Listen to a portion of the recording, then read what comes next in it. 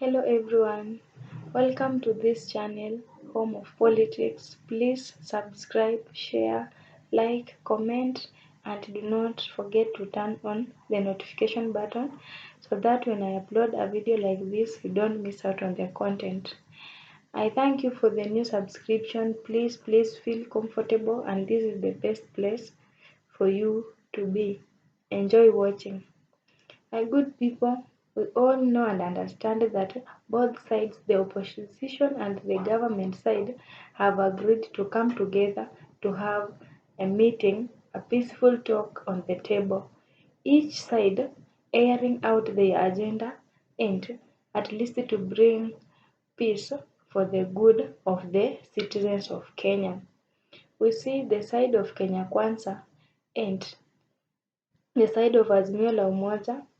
Every party has its own demands and the conditions are also set. We don't know if they will both qualify to meet the conditions from each side, but something that is amazing here is that AZIMIO La Umoja coalition, every time they are in front, they are leading in front, and I like that spirit because they are the first people who have presented their representative to represent them during that committee.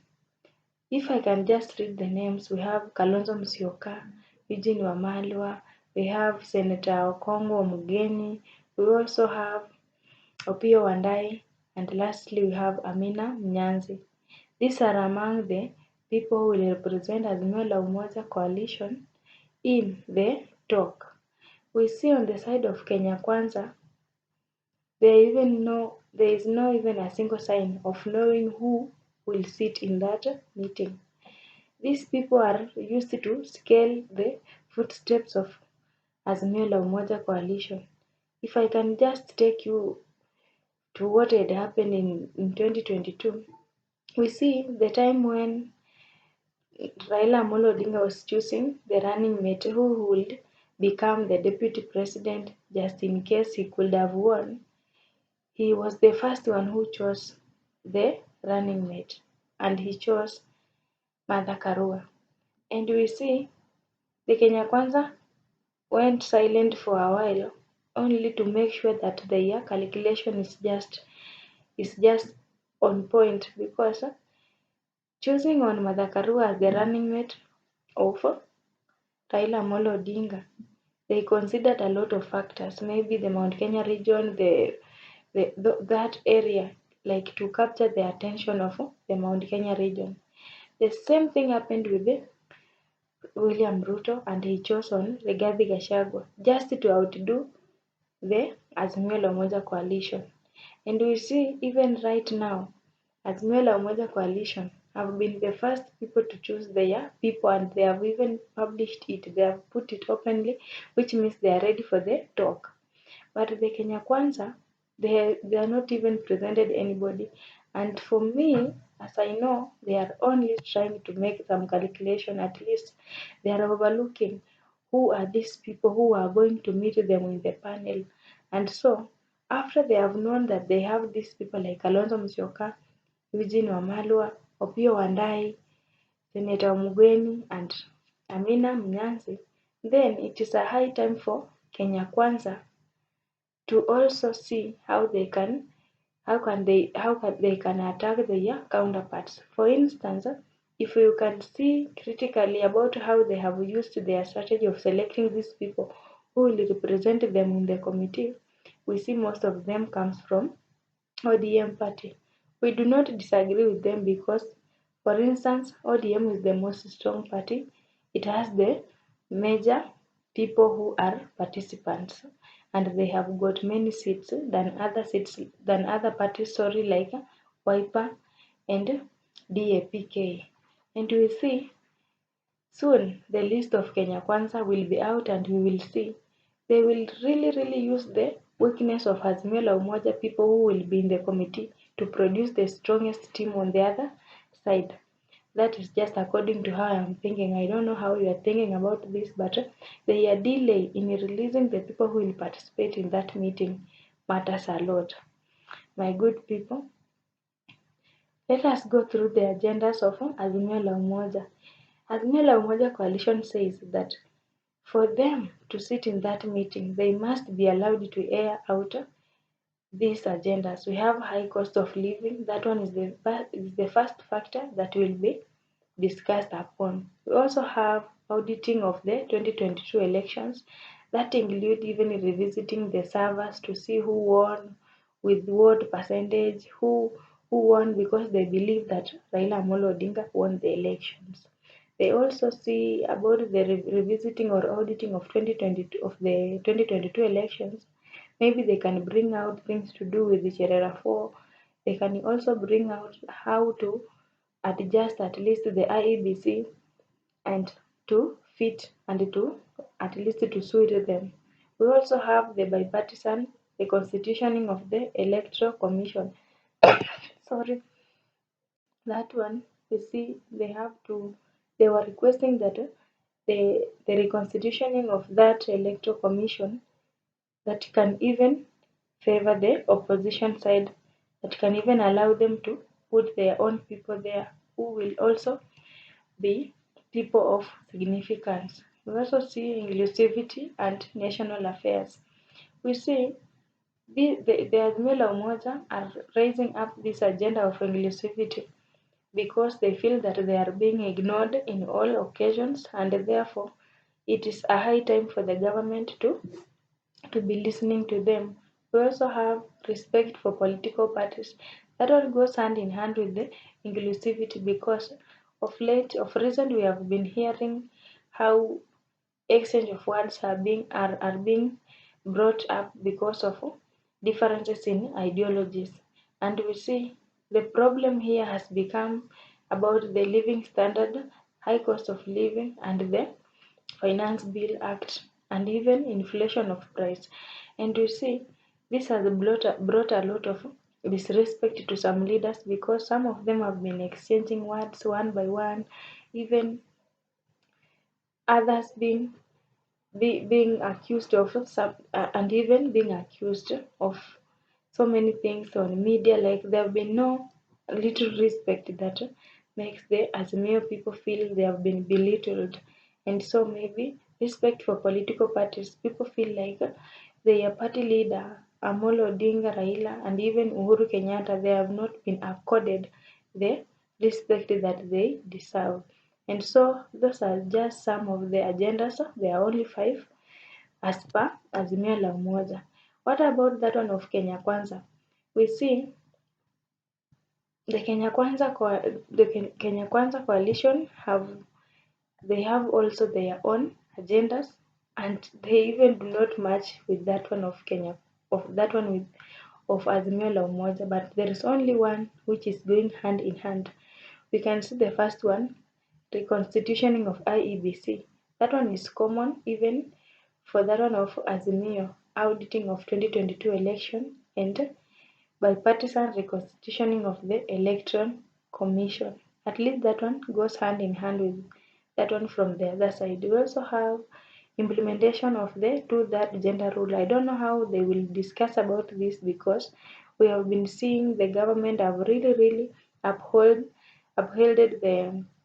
the two gender role. If you can see in the representation of gender inability, we also have the cabinet secretaries, we also have principal secretaries, all ministries, at least they have been balanced, but that one is still the agenda. We see the another agenda, we have entrenchment of the CDF. That one is constituency development funds. I don't know how that one will work because they know best where they will start to tackle it. Maybe adjustment of funds, increase of CDF funds, they know best. We also have enlargement of office of the opposition. And by the way, the issue of bringing in the office of opposition started early this year, 2023. By February up to March and April, this issue of office of opposition was very serious, and the opposition side were very sharp and they refused because they saw agreeing to have an office of an opposition which will help them to be close with the government. It is a way of pinning them down. And for these reasons, the opposition refused because they saw it as a bait when they will be nowhere to have their own independence and freedom of having things to do with correcting the government. And so they felt like being in a specific office, holding specific functions, that one will be a way to pin the opposition down. And I don't know if they will agree on that because this thing was brought on the table this year on March and they refused. We have the last one, amendment of the office of the Prime Cabinet Secretary. In fact, this issue is already done because we have the Prime Cabinet Secretary. And the Prime Cabinet Secretary right now is Musalia Mudavadi. And he is already in place and having the office. I don't know where he operates now from, but having an office, okay, having no office, but you have the person who is holding the same office and the responsibility are being tackled perfectly. How can we call that? I don't know. And I don't know about what you are thinking. But something here that have brought a lot of attention. We see that the Finance Act of 2023 is not part of the discussion. My good people, this thing is going to be very difficult. In fact, I think it will not be possible because the biggest reason as to why demonstrations have been going on in Kenya, it is about the Finance Act Bill of 2023 and high cost of living. And as we can revisit the agendas of Kenya Kwanza, we see there is nothing to talk about the high cost of living. There is nothing to talk about Finance Act of 2023. They have just come up with different agendas that the other side even is not interested. According to you, how do you think this discussion will end? Will this meeting or will this talk be a success? I just doubt. I don't know about what you are thinking. My good people, we see someone who have been chosen to be a mediator during this talk. It is the ex-president of Nigeria who was in power, I think, from 1999 to 2007. Yeah, and he decided to resign on his own. This ex-president is called, sorry if I will not pronounce it very well, this president is called Olusegun Obasanjo. This is a person who has a lot of experience, by the way, and we see he has been preferred much. But I don't know if this will be still be okay with the Kenya Kwanza because we can see there's a number of presidents who have tried at least to bring peace, a peaceful talk, but it have gone viral. Like even the other party have not even accepted to sit down for a talk. We see President Ramaphosa, I think is from China, Suluhu Samia from Tanzania. This thing has not been working at all. And now opposition again have proposed another president. That one is from another mediator from Nigeria. And I hope that one maybe it may work out because the government has decided finally to have a peaceful talk. My good people, why do you think they just settled on ex-president of Nigeria? Because Ramaphosa was turned down, Suluhu Samia was turned down. Why do you think they have decided to bring another mediator from Nigeria? Why? Or what qualities does this ex-president of Nigeria has? Okay, at least to make you understand about this person, the ex-president of Nigeria is a very famous person. He is the greatest businessman. He is also an influential person. He is known from his actions. We also see he is a mediator and he has successfully mediated over several crises and he has brought peace, though some of the countries have not yet settled for peace for a long time, but at least he has done his part. Just to give you an example of countries that he has mediated the crisis, we see in Nigeria, his country himself, because we see after him resigning from power, there was wrangles that had arisen from Nigeria, whereby some of the people were, were having differences, and the instability continued for a very long time. And due to differences, he decided at least to come up and he settled these disputes within his country. And from that time, he has continued to settle disputes from northern Ethiopia, South Africa, Pretoria. We also see Ivory Coast, Liberia, Congo, DRC, Angola, Burundi, Mozambique, Sudan, and now he has been preferred to settle this crisis between the government and the opposition in Kenya. And we also see because he has high network of people in terms of business, he's influential, he's a political advisor, he's also the founder of AU, African Union. And because of this, he has played a very key role in bringing unity, restoring peace, sitting on the front line. At least he has done a commendable job.